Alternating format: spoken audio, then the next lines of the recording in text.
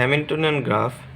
তো Hamiltonian graph বলতে বোঝানো হচ্ছে যে এমন একটি গ্রাফ যে গ্রাফের কোনো একটি স্টার্টিং পয়েন্ট থেকে শুরু করে সেই গ্রাফের পুরো ভার্টিসেস এবং এডজগুলো একবার ভিজিট করে আবার সেই স্টার্টিং পয়েন্টে এসে শেষ করা যাবে।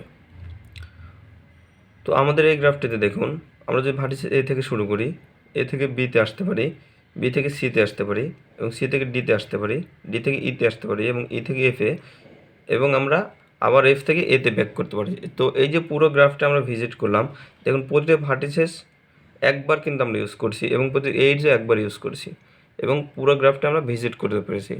সো এটি আমাদের একটি হ্যামিল্টনিয়ান গ্রাফ।